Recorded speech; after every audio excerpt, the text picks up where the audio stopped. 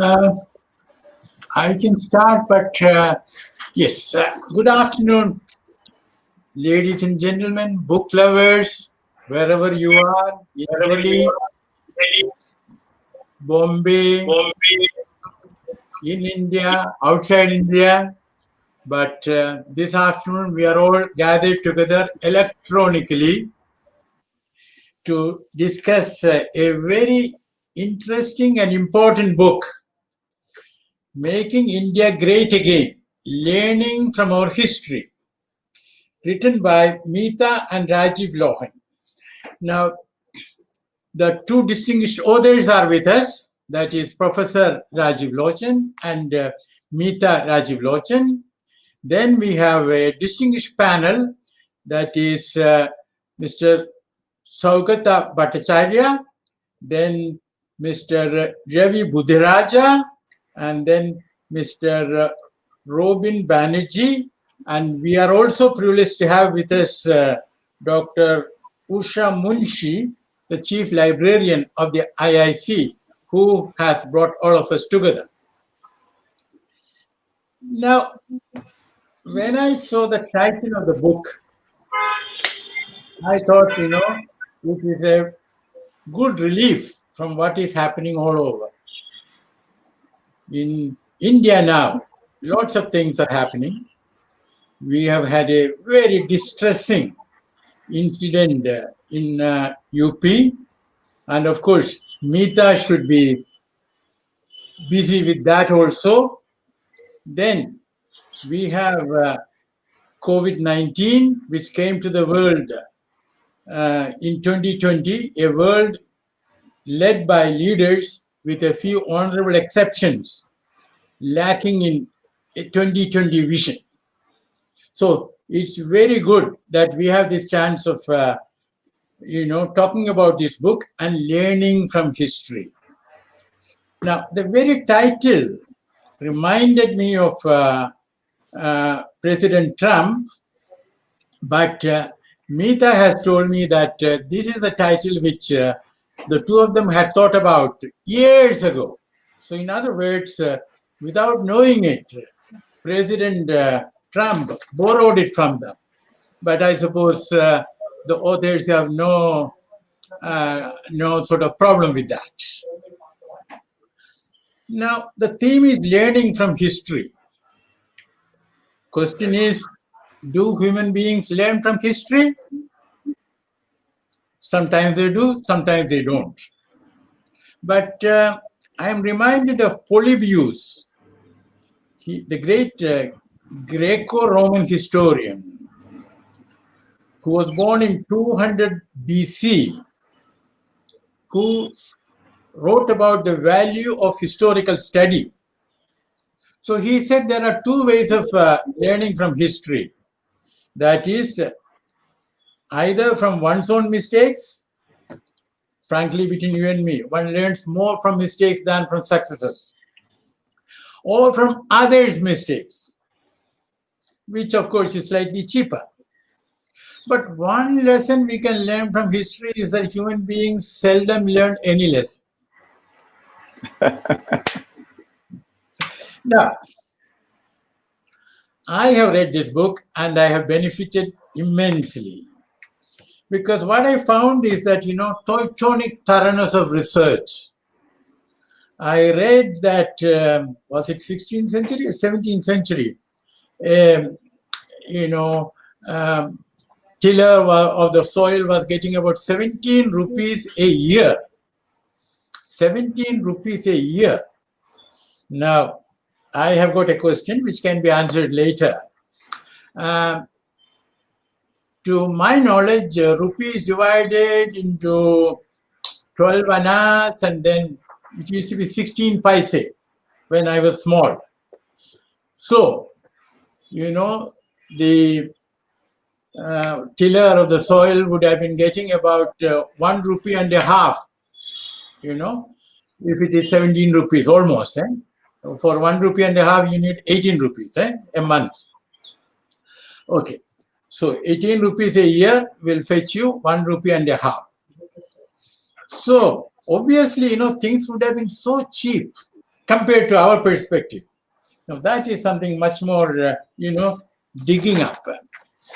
So, let me not sort of hold you up, because we are here to listen to the distinguished panel, and also later we are going to have the pleasure of listening to the authors, and then comes the most important part, and that is Q&A. So we have to ask questions to our authors as well as to our panelists. So we start with, we are going to request Mr. Saukata Bhattacharya to speak first. Let me say a word or two to introduce the speaker. Mr. Saukata Bhattacharya is Executive Vice President and Chief Economist of Axis Bank. He was previously with Hindustan Unilever and IDFC.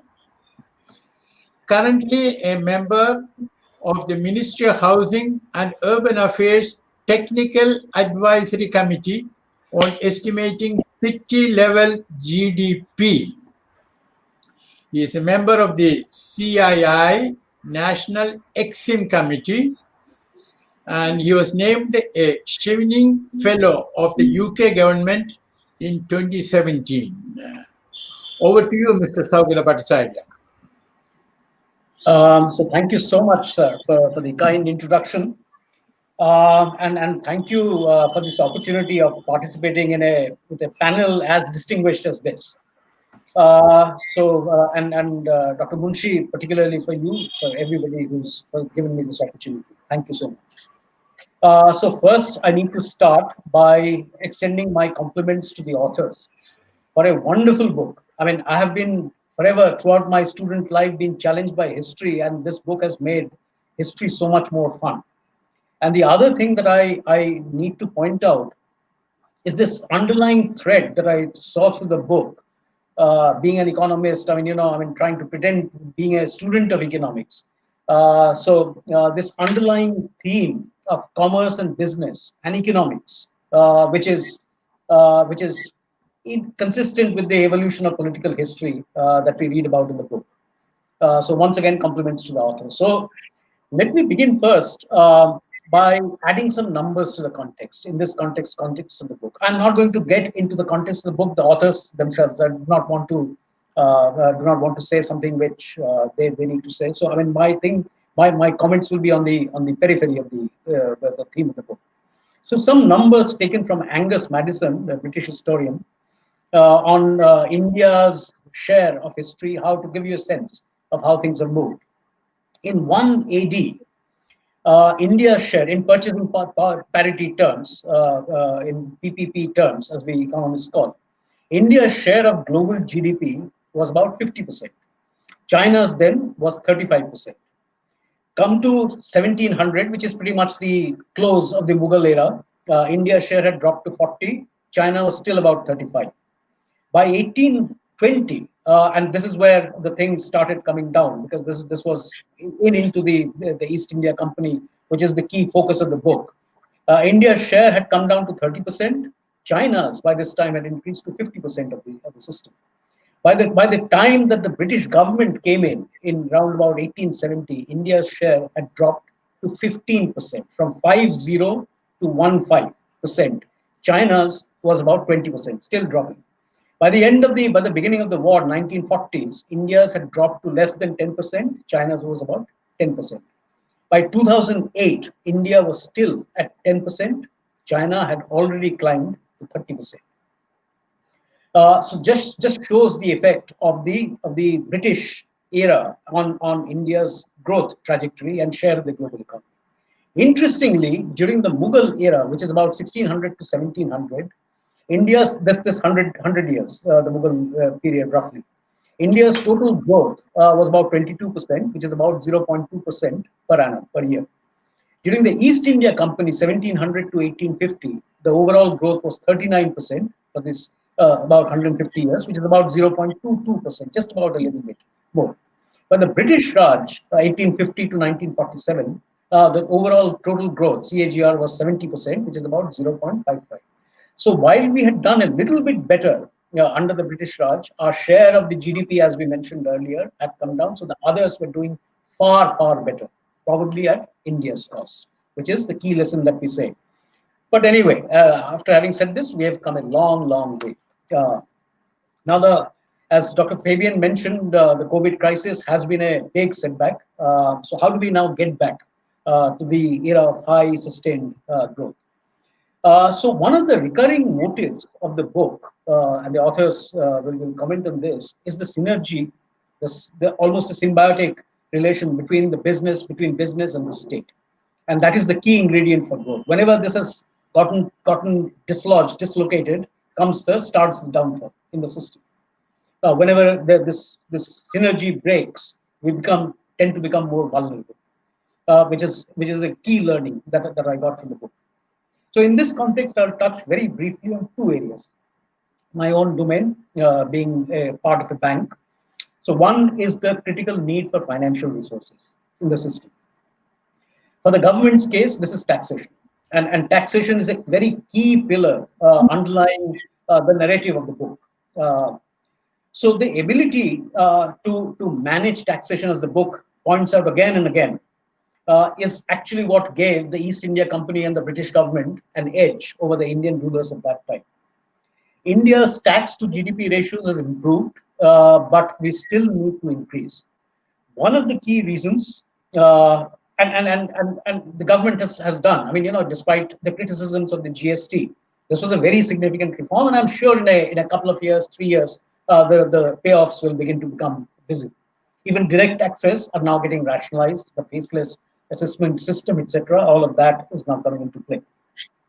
So one of the key reasons why the government needs to garner more resources, preferably through taxation, of course in an equitable form, is the fact that infrastructure is going to be a key pillar of India's rapid, sustained, as we economists call it, potential growth.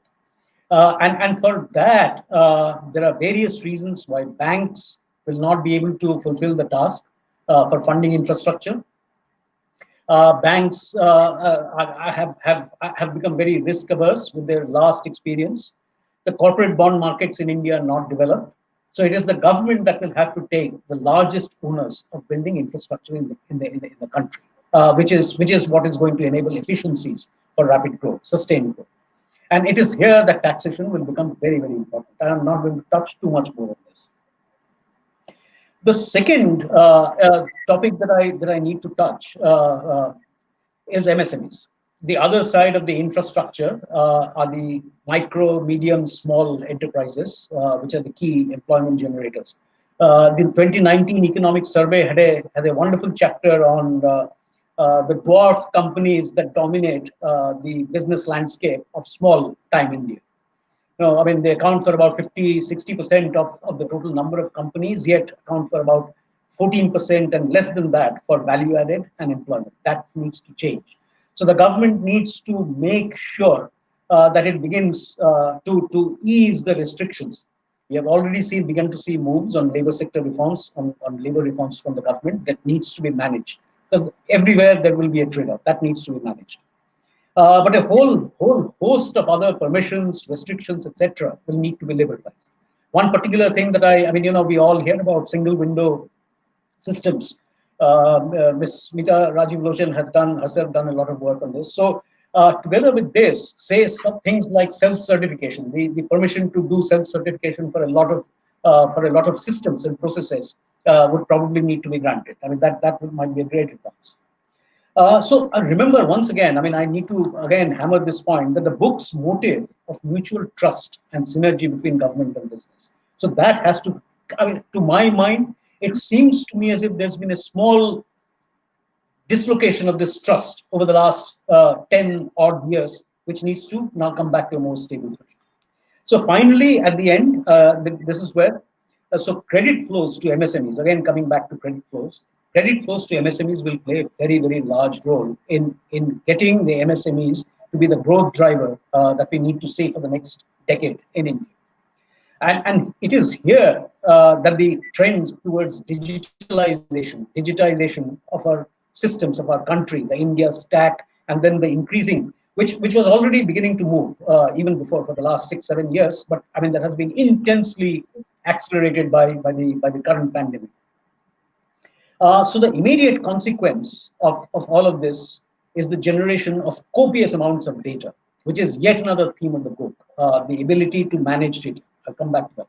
So the ability to get data, to process data, get analytics from the data is what is likely to help flow credit to MSMEs. We are already beginning to see that. I mean, a lot of fintechs, the fintech environment in the country is on the move, is progressing largely based on the digitization that the efforts of the government and other private sector enterprises. One startling statistic: 85% of rural adults now have a civil credit score. So that just goes on to show how digitized we have suddenly become over the last 5 or 6 years. So in conclusion, I've gone over my time. My sincere apologies. The book also I mean, goes at lots of pains to emphasize the need to systematize information, which is the data part that I was talking about. This will be critical for sustaining growth. And as the authors again take great pains to emphasize, institutions for knowledge building, robust knowledge institutions is the word that they use, have to be built to ensure that we don't miss the bus this time on this digitization and IT prowess that we seem to have built up. Thank you so much. Thank you, Dr. Saugata, for taking us all the way back to year 1 AD and bringing us back to 2020 and, telling us something about what to expect in terms of our own economy. You certainly make us feel more, what shall I say, you have fortified us, our sense of hope. I should tell you, ladies and gentlemen, that the distinguished speakers have told us that they would speak for about 7 minutes because that way there will be more time for interaction. Now, the next speaker is Sri Ravi Budhiraja from the Maharashtra cadre of the IAS. He joined in 1968. He was collector and divisional commissioner, and then he worked in the finance, energy, industry, and environment departments. What a sort of a range. Later, he was vice chairman of Maharashtra Administrative Tribunal and chairman of Maharashtra Water Resources Regulatory Authority. Over to you, Shri Budhiraja. Thank you, sir. I am grateful to the India International Center for inviting me to participate in this webinar. I have had the pleasure of knowing the author, Meeta Rajivlochan, as a colleague and enjoyed discussions with her on various topics many times. So naturally, I have read with great interest this superb book on making India great again. It presents to us a very unique way of looking at history and is a timely reminder that India, blessed with an abundance of natural resources, was great, but not by design. It was more by default and naturally not sustainable. What they have found lacking is recording and sharing of information. Unfortunately, this same state of affairs continues today in many areas.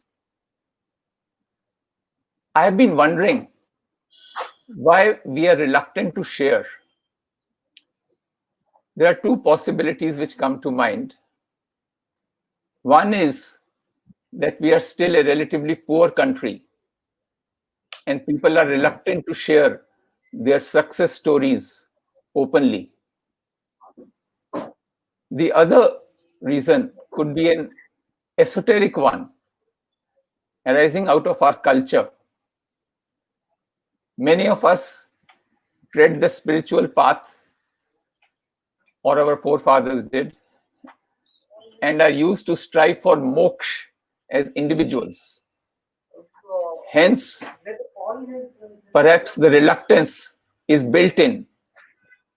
Anyway, we need to rectify this state of affairs and create institutional networks of information and trust. In this context, I propose to focus on 3 areas, namely an inclusive society, transparency, and digital infrastructure with electronic governance. So I believe our first goal should be to create a conducive environment for establishing an inclusive society. A society that provides good education and equal opportunities for all our citizens to grow and contribute their skills for nation building. Each citizen needs to be empowered to be able to earn and enjoy the basic necessities of life. In fact, in my opinion, if we provide education and requisite skills, I believe they will find opportunities for themselves. Here, I would like to dwell briefly on the education sector, which is an important component of an inclusive society. We need a major overhaul in many areas. At the primary level, I would suggest that the schools must be primarily accountable and answerable to the village community. Only then can we expect better results and outcomes. At the secondary level, what is lacking is vocational training, which needs to be an essential component so as to improve employability. Many of our graduates, even in the art stream, do not have employable qualifications or skills. And at the university level, we currently have an affiliating university set up with hundreds of colleges assigned to one university and having a common syllabus, and uniformity is encouraged. But we need to move away from this and encourage autonomy for colleges with freedom to teach as per their syllabi instead of the current setup. This has already started and I hope will gather momentum. Lastly, research has been our weak spot and needs to be supported by the government as also industry. A close and ongoing interaction between academia, industry, and government has to be built into the system. Moving on from inclusive society to the second area, which is transparency. As emphasized by the authors, information needs to be systematized and digitized in all fields. The government collects vast amounts of data for specific purposes like census and even otherwise during the course of the various interactions with citizens. We need to collate and make this data available in the public domain. If it is accessible to all, it can be analyzed and help us in decision making, both at government level for formulating policy and by business for informed decisions and feedback. After all, knowledge is power, and its easy availability can create a level playing field.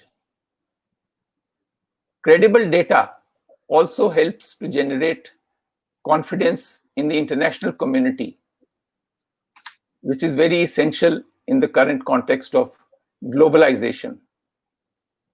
For instance, Various indices are published from time to time, and the improvement in the ease of doing business index, which our country has recorded, naturally hopes to increase investment once it's easier for people to do business, come and start units and industries.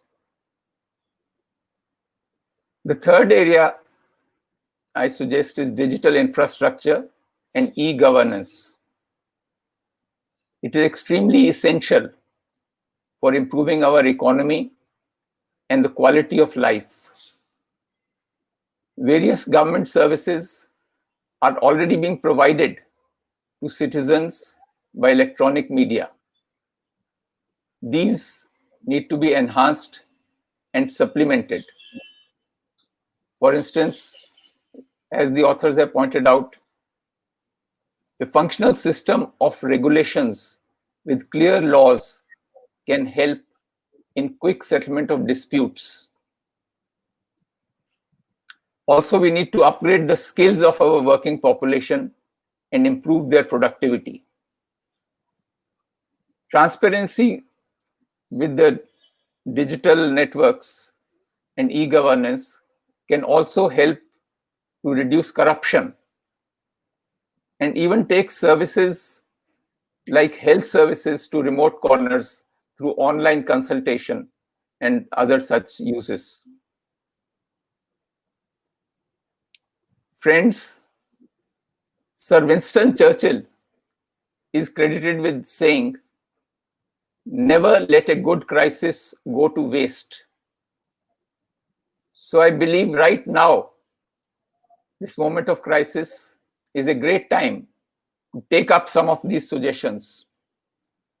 We are learning new way of doing things. You might have heard of WFH, working from home. So we are learning new ways. Let us use this opportunity and start afresh as part of the new startup to make India great again. Thanks. Thank you so much, Shri Budhiraja. You have summed up the book's content in a brilliant way, and also given us some very concrete ideas based on your vast administrative experience. Now, the next speaker is Shri Robin Banerjee, Managing Director of Caprihance India Limited, a chartered accountant, a cost accountant, company secretary, and MCOM degree holder. He is the recipient of several business awards, including the recent Rotary International Award for Ethical Businessman of the Year 2018-19. Well, ethics in business, which needs a lot of promotion.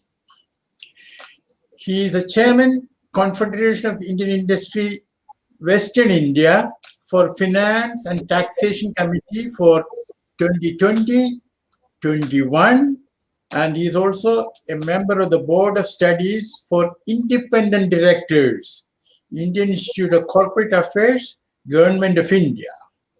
He has authored two best-selling business non-fiction books titled Who Cheats and How, available in English, Hindi, and Marathi, and Who Blunders and How, just recently published.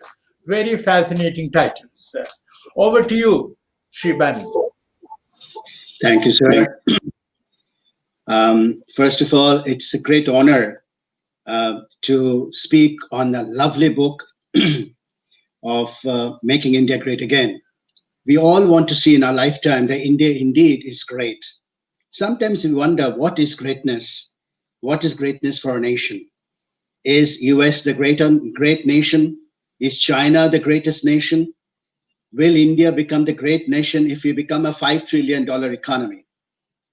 I think it all boils down to when we become the happiest nation. It's not the GDP. It's not the per capita income. Of course, per capita income and GDP it's a route towards making ourselves happy. But to my mind, perhaps it's the day when we become the happiest nation, we have truly become great again. I must compliment the authors. When I started reading the book, I didn't realize that the book surmises on something which is very succinct and very original. We have always known and we have always heard knowledge is power. I think what we forget to say, it's information is power, because knowledge comes from information. And if we have common sense and if we have information, that together, to my mind, gives us knowledge. In the modern world, we are always drowning with information.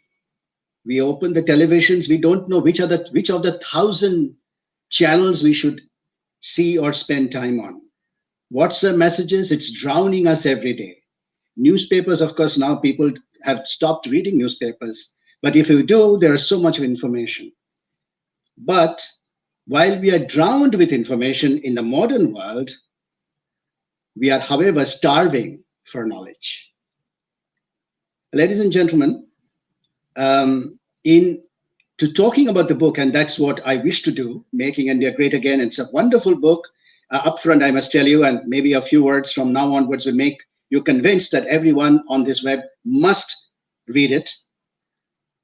In order to make a nation great, in my view, the businesses needs to make great. If the businesses do well, automatically the nation does well. Of course, the outcome of businesses doing well is people get then employed, they will make money, and hopefully they will become happier. In this area, I would like to talk to you about an acronym. We all know that India is now, or the world is going through something called the fourth industrial revolution. There has been the first one, the second one, and the third one. And now there's the fourth industrial revolution going on. And this book is so well linked to this so-called fourth industrial revolution. So before I explain to you a little further, I will take this acronym on fourth, F-O-U-R-T-H, and explain as to what makes a business successful and how this is very clearly linked to this wonderful book which I've just read.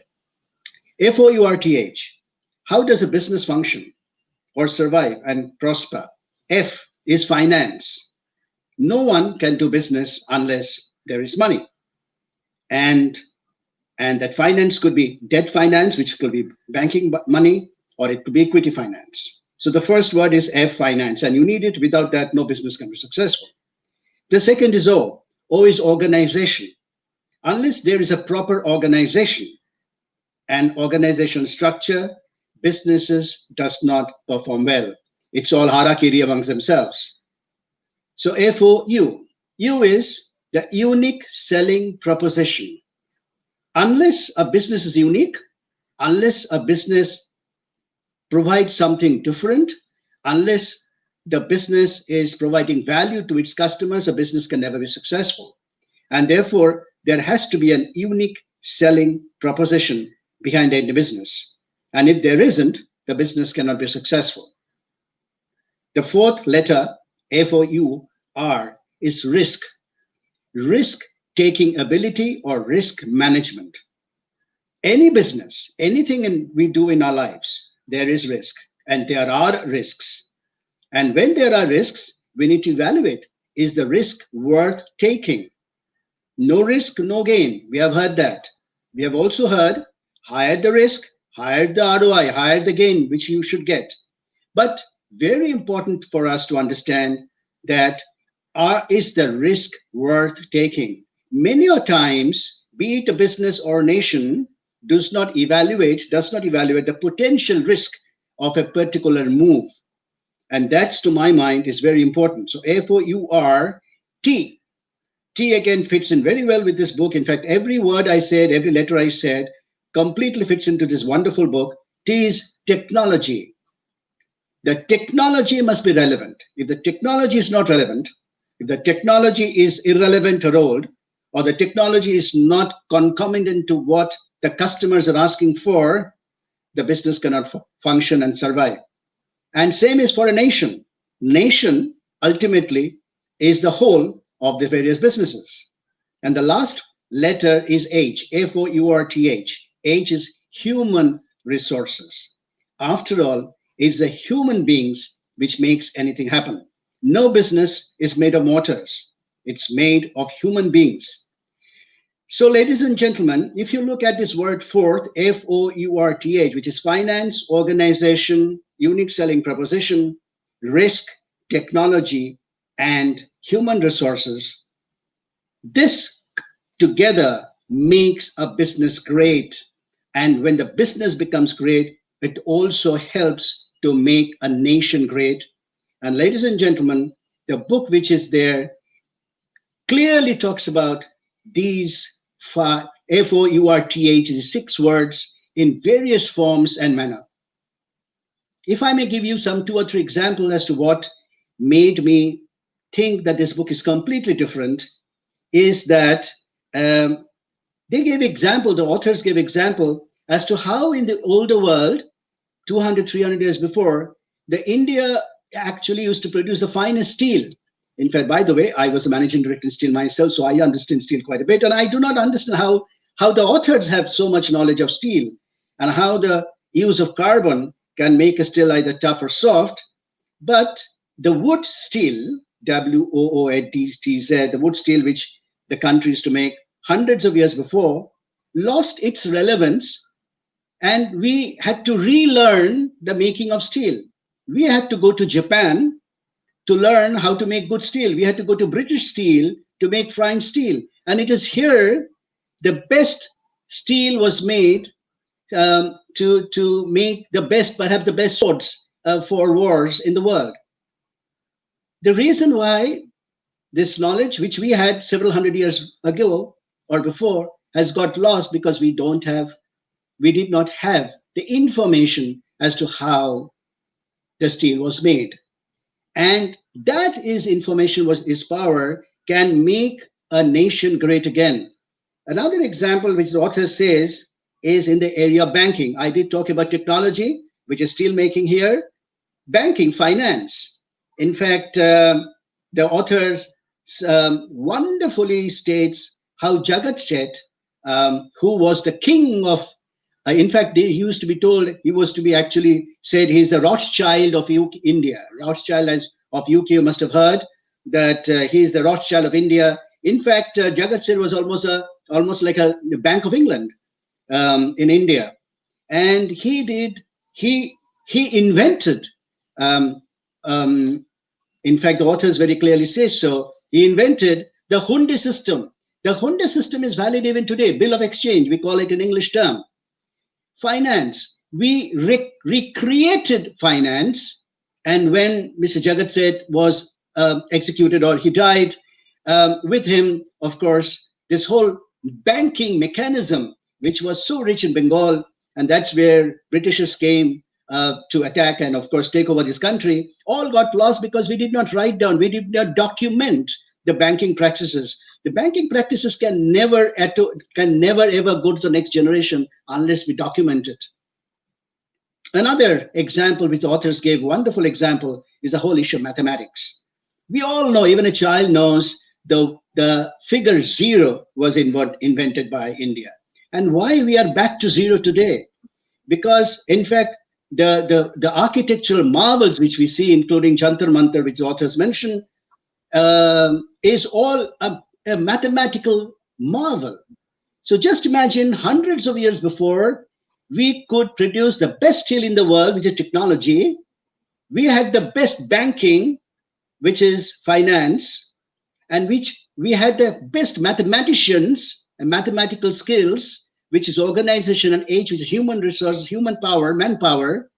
And yet, India is not the greatest country today. And the authors wonderfully states that if we could have documented all these, would have made life so much easier for all of us. And they very clearly state that the productivity the productivity is clearly built upon and dependent upon information. It goes without saying that if we have to go and fire a rocket anywhere, unless we have information about the distance, about everything else around it, the pressure, the air pressure, and the temperature, and so on and so forth, how can a rocket go?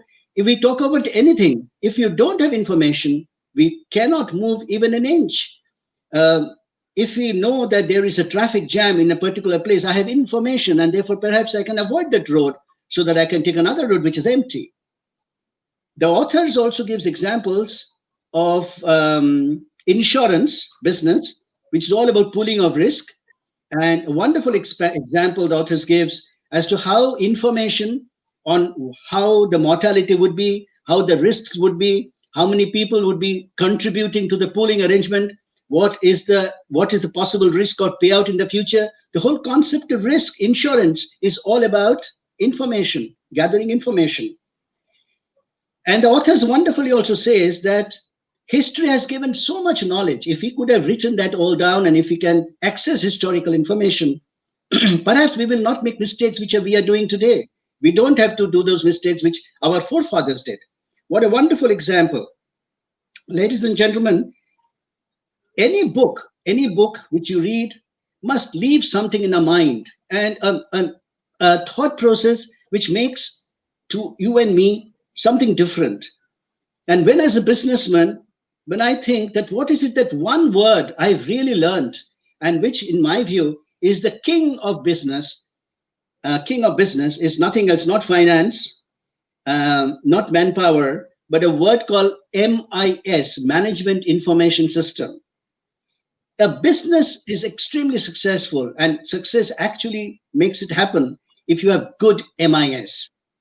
If the MIS is not appropriate, which MIS would include not only accounting records and costing data, the variance analysis, what's the demand, what's the supply, what's the price at which we have sold, what's the recoverables, what's the inventory you're holding. It's all around us, ladies and gentlemen, in our business, the MIS. We do not perhaps give it importance, that the word MIS is so much important. And when I read this book, I was thinking that it is one single aspect. If I could focus more on MIS, I'm sure my business would be doing much better. Today, there are technical skills, or there are technology available to have a great MIS or better MIS. Let's say if your system in your company is SAP driven, or that is called SAP driven, or maybe it's Oracle driven, maybe you can have a better information system. So be as it may, we all in our lifetime would definitely like to see India as a nation becomes the greatest nation, not great again. We were great. We were perhaps one of the largest and the most powerful nations in the world. We lost it all because we made several mistakes. And one of the clear mistakes, which to my mind, the authors very clearly and nicely states, is because we lacked written material. We did not document it. It was all the verbal words, the oral words, and that's what we built up ourselves on. And then we obviously started forgetting things, which is not possible because your mind can only store so much. And so that's what my learning from this book is. India definitely was a great nation, and we all would become great again. My dear friends, this is a wonderful book. I must tell you, I told this word several times. I love this, saying that it has really given me a great idea that I must build my businesses on the concept of MIS, which is Management Information System. Thank you, ladies and gentlemen, and hats off to the authors. You have written a wonderful book, lady and the gentleman. Thank you so much, Shri Robin Banerjee. You started with happiness, and you have covered a lot of ground. And especially what you said about fourth, F-O-U-R-T-H, we shall never forget. Now, time is running slightly faster than we can control. The IIC has not yet managed to find a way of controlling the velocity of time. Now, we are now going to listen to the distinguished authors who do not need any introduction at all, but very briefly, Professor M. Rajivlochan is teaching history at the Punjab University. He has a genius for reaching out to students from a variety of non-history, non-arts background. He contributes regular columns, which I have been reading, and I'm sure most of you also.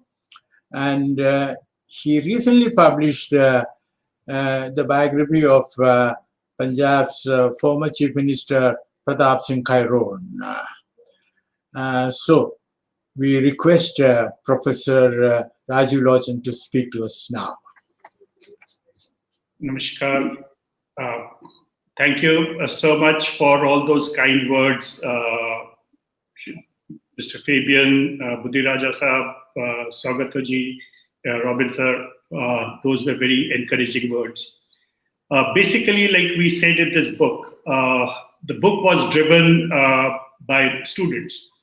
I've been interacting with students of a diverse background for many years, and they had some very unique questions. And those questions, usually, if the student was not a history student, those questions went far beyond what textbooks talked about. Those questions went far beyond the politics, beyond ideology, and they always wondered.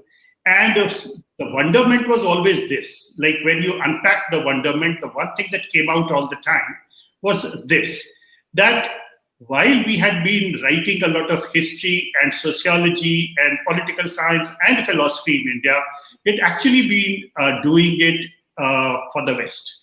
We had very seldom been working on issues which were live for India, which were directly concerned with India, and we were unnecessarily politicizing a very large number of things. Was it possible? I myself have been associated with political movements, so I do know that the logic of politics is completely different from the logic of knowledge and knowledge generation. So the question to my mind was, is it possible to investigate history, to investigate society, to investigate the past in a manner that it provides us with some idea, some understanding of what's going on in the present? And then while we were earlier studying our book on farmer suicide, system of water distribution in villages, we noticed that one of the things that was consistently missing was information. Information, if you don't have information, there's absolutely no way in which any knowledge can be built. Knowledge can only be built on information. Knowledge built on without information is just so much kite flying. We did have this notion of scientific temper at one time, but somehow talking about scientific temper is completely different from actually practicing scientific temper. Looking at things in a scientific manner, investigating anything in a scientific manner was something that we did in the classroom, perhaps prepared it for the exam, perhaps we did it in the lab, but when it came to our everyday working, we did not do it. The one small example that came before us was this thing of India being Sone ki Chidiya. India was Sone ki Chidiya, except that no one really knew what Sone ki Chidiya meant, which effectively meant that everyone was free to imagine whatever it was. India has the largest amount of gold, India sucks in all the gold. But when was it that India started sucking in all the gold? When was it that India came to be known as Sone ki Chidiya? This was a very simple question for which there was almost no answer available anywhere. And this was like, if you remember those film songs, Jahan Jahan Dal Dal Par Sone ki Chidiya Karti Ho Basera. This whole thing has been even hypostatized in our memories, in our mythologies. But the scholars, the people who were supposed to be of intellect, they were not examining this. So this book was a small effort at examining some of those issues. And the one thing that we found when we were looking at things was, like the previous speakers have told us in great detail, that unless we learn from our own experience, unless we think that our experience and the problems that we face need a definite solution and a solution which is applicable to us, it would not be possible for us to move forward. And as a consequence, we picked up different points. We picked up a small bit of military history. We picked up a small bit of the history of science. We picked up a little bit of the history of mathematics. We picked up the history of technology. We picked up how the banking system functioned. We picked up how the university system was functioning, how the research organizations was functioning. This was something that was part of our normal experience, and we put it all together, and the result was this book. This book essentially talks about how to systematically deal with our problems and how to create, like if one were to ask me, what are the 2 simple points that you can talk about from this book? The 2 simple points are that please enhance your skills for research and for investigation. And the second would be that please follow the scientific temper in the most rigorous possible fashion without compromising scientific temper to things like ideology.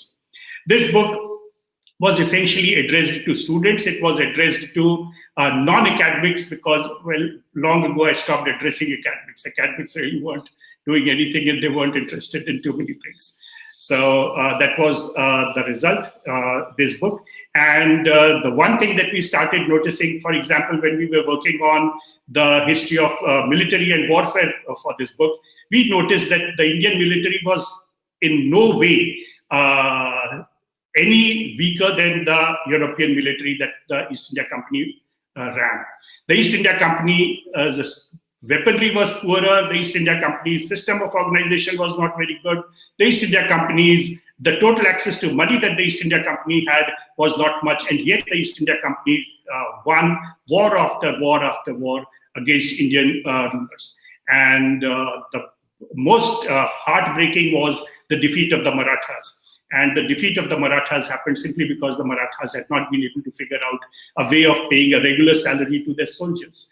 The soldiers and the generals of the Marathas were routinely going on dharnas against their leaders, sitting the same kind of dharnas that we see nowadays, people sitting on the streets saying, please listen to us, otherwise we won't do any work and we won't allow you to move.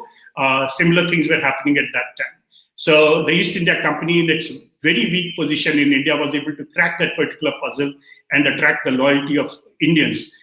Indians were not able to move forward in this direction, even while noticing that the East India Company was succeeding against them by simply systematizing its tax collection and its payment of wages, its information about how money should be spent. Earlier it was said that we should deal with finances very well. Yes, we should, but we should also deal with audit very well. And that is something which has been missing in India. For the moment, I'll stop at this. I'll wait for more questions to be coming up. So.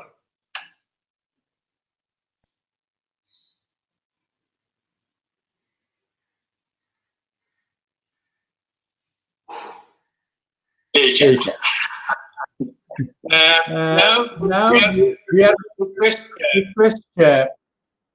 the other author, Meeta, to speak to us, and thereafter we shall have the Q&A. Over to you, Meeta.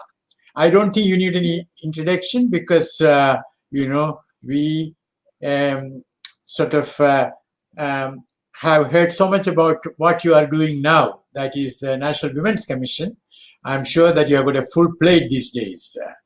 But you also have been writing extensively on public policy issues, and I myself have read many of them.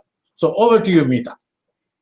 Thank you, Ambassador Fabian. All of you, Mr. Fabian, Mr. Bhattacharya, Mr. Budhiraja, and Mr. Banerjee have made so many insightful observations.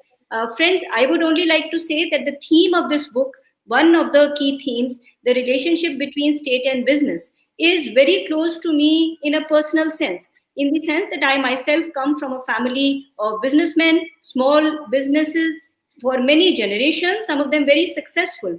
And that meant that in the course of my career, when I interacted with various businesses, I was very curious to see how they worked. And one thing which always struck me was that there was always a large wealth of talent, of innovation. But when it came to a relationship between businesses and the state, then businesses seemed to be at a loss. Or when it came to comprehending how institutional mechanisms work, they were always on the receiving end. So why was this? This was a question in our minds. And further, Mr. Bhattacharya has already talked about management information systems and how important information is to success in business. I would like to only say that information is key to the economic growth of any society. And if any society wishes to be successful, wishes to be wealthy, then it must invest not only in systematizing existing information, but adding to knowledge. And adding to that consistently and all the time, research is one area that we have tended to neglect. And I think that this is one thing which the pandemic has brought home to us very, very strongly. There is research that goes on in India in the past, but most of that research seems to be dictated by Western interests, Western sources of funding, Western themes. A lot of the time, we are parroting what they are saying. And that means that when it comes to routine matters and to crisis situations where we are at a loose end, we just saw such a very basic thing in the pandemic, that washing of hands can help you save life. But how exactly to wash your hands? Do you wash it for 20 seconds, 30 seconds, 40 seconds? How long and how exactly to do it so as to kill the COVID virus? Even for that, we were dependent upon Europeans to tell us how that could be done. So, friends, in India, I think a lot of the time, whatever be our sector, we tend to presume that learning is confined to knowledge institutions, to schools, to colleges, but that's not the case. Ambassador Fabian said that it's a question whether human beings really learn from history. I would say the larger question is what we learn from our own lived experience. And so generating information, funding research, and finding our own themes to research is very important. Otherwise, we simply behave as though we are an intellectual colony of the West in so many ways. And the one critical task for any society to add to the body of information that we inherit from our ancestors, we need to generate our own research agendas. We need to find force multipliers, and we need to take the agenda of generating knowledge forward if we are ever to make this a very, very successful society. And learning is not confined to the schoolroom. You can learn in almost every sphere, whether it be business, whether it be medicine, whether it be accountancy, whatever be the case.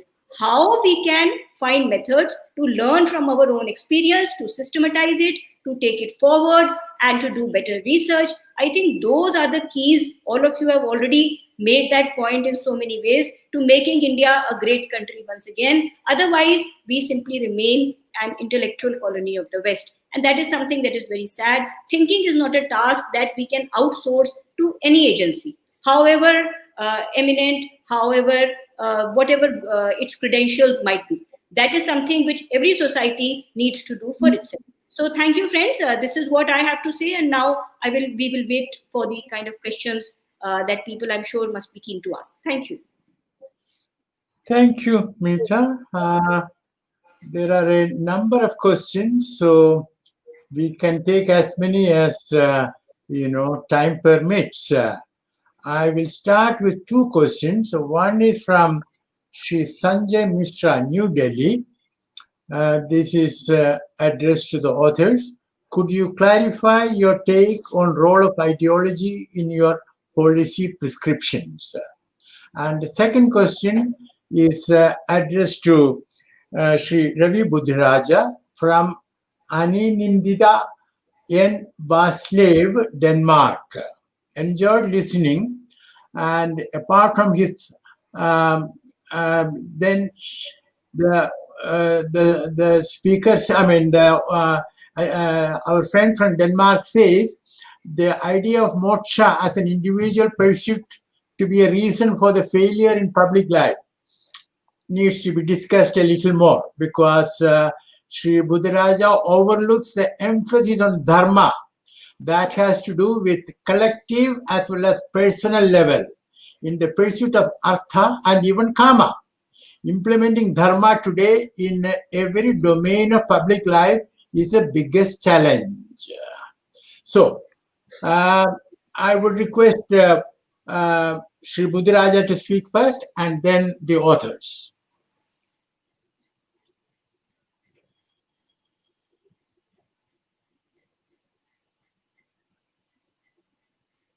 No voice.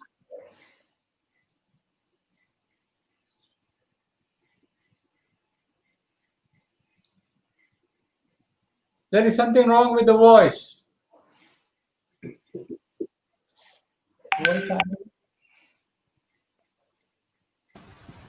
Sir, please unmute your mic. Okay.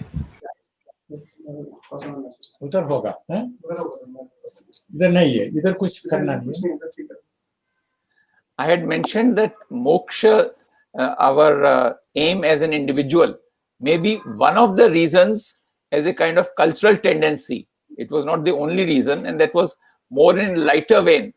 I'm sure dharma and other things are equally important, and the good of the common man and the collective good is definitely in the minds of a religious person. Thank you. Thank you. Now to the authors. If I may say one small bit on that question, and then Meeta can add in case she feels like it. The role of ideology in what we say. You see, the sun does not rise from the east because it has an ideology to rise from the east. It also does not set in the west because it has an ideology to set in the west. We will have to understand that ideology, for all the goodness that ideology has given us in understanding the world, understanding things, all things in ideological terms, is liable to lead us to make grievous errors of the sort that we have made many times over in the past decades. And this book is one effort at going beyond ideology to talk about what happens by way of knowledge and information if you are able to keep ideology aside. Meeta? No, sir, I'm fine with that. Yeah, I think that we need to take information very, very seriously, and the belief that everything has ideology in it, well, we don't agree with it. Thank you. Now the next question is from Shirin Kajuria, who starts with complimenting the authors. Heartiest congratulations to Rajiv and Meeta. Now comes the question. Besides the tangibles definitely needed to make India great, do you not think it's essential to have intangibles like a value system, learning to think beyond our individual self? So that is the question. We have already, like any Indian is eager to speak on dharma and what is a good life and give instruction to every other Indian. This is a normal practice with Indians. So I don't think Indians need any booting up on what to do by way of the intangibles. Like Budhiraja Sahab had said earlier, there is this point about dharma. Dharma needs to permeate everything. And what is dharma is not necessarily Hinduism, it's not necessarily religion, it's simply something which is right. And there's a certain basic sense philosophers tell us, which human beings, all human beings across cultures, across civilizations have about what is right and what is wrong, what is just and what is unjust. We should allow that to exist. We should be respectful towards that innate natural sense of justice and rightness, and not much bother about whether it fits in with a particular ideology or not. Meeta? Yeah, I agree. Next question, sir. Well, there are many who have congratulated both of you. And I think some of the questions, are repeated by more than one person, so we are not taking it. I think considering the time factor, we might have to sort of leave it there for the time being. But I would urge participants to keep in touch with the authors through email. Is that all right as far as the authors are concerned? Can they keep in Fine, please. I could also say that I'm there on Facebook, extremely active. I run a page called India History, where we deal nothing but history and we shun ideology very vigorously. And over there, my point is that what I write here does not necessarily represent my ideology, my viewpoint, and my politics. The same I do on Twitter. So please come on Facebook. Please come to India History and please ask the questions over there. We make an effort, I and my small team make effort to answer every question. We don't leave any question unanswered. Thank you. I will make very brief remarks. Now, it is very important that it has been pointed out that in terms of military technique and ability, Indians were not lacking vis-a-vis the Europeans who were in India. This is very important. And in fact, Indian history has to be rewritten, because in the textbooks we read about the Battle of Plassey, 1757, which sort of established the foundation of the British Empire in India, Clive and all that. But tell me, was there a real battle? Was it not the non-battle of NON, non-battle of Plassey? Because Clive was able to bribe the generals and there was no real battle. The money power and also, the cunningness of Clive. Yeah. So, Like we are noticing in the case of China, merely saying that we will beat China by sending our soldiers and firing at the Chinese, that is not good enough. What we really need to be doing is diplomacy, we need to be dealing with geography, we need to be doing a little bit of ideology, a large amount of propaganda, a large amount of building friendships across the world. So actually, in any war, in any business, success does not depend only on one factor. And the hammer is just something to be used at the last when everything else has failed. The British were very good at that. The British did not have a concept called Veeragati. The Indian had only a concept called Veeragati, martyrdom. Everyone was trying to become a martyr all the time. I think that's a very foolish thing to do. The thing is to win and not become a martyr. Exactly. But at the same time, the British were able to conquer India because many Indians collaborated with them. Even 1857, the British were able to gain or to restore themselves only because many Indians, I'm not going to list them, but we all know who they are, collaborated with them. Okay.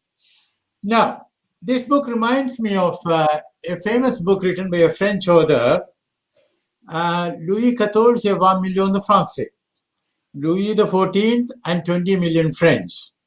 And that author talks more about the 20 million French than about Louis XIV. Now, this is history with a difference.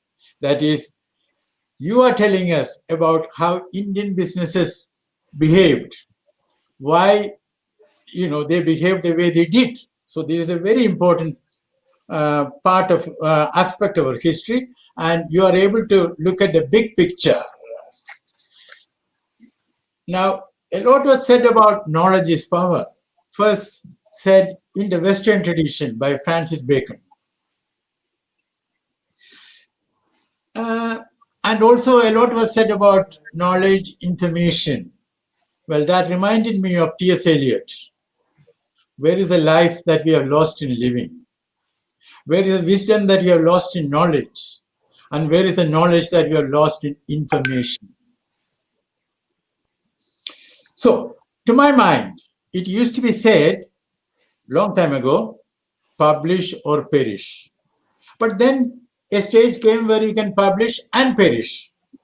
So many books are being published these days, and not many of them, many of them perish. But this book is of imperishable value, and we would like to see this book read by the young people, especially the young people. And by reading this book, they will get a better understanding of India's history. So we congratulate the authors for giving us this book, and we hope they will give us more, because you have whetted our appetite. And we also want to thank the distinguished panel, that is Dr. Saugata Bhattacharya, Shri Ravi Budhiraja, and Shri Robin Banerjee. And we want to thank also Dr. Usha Munshi, who is responsible for all that has happened. Thank you so much. All the best.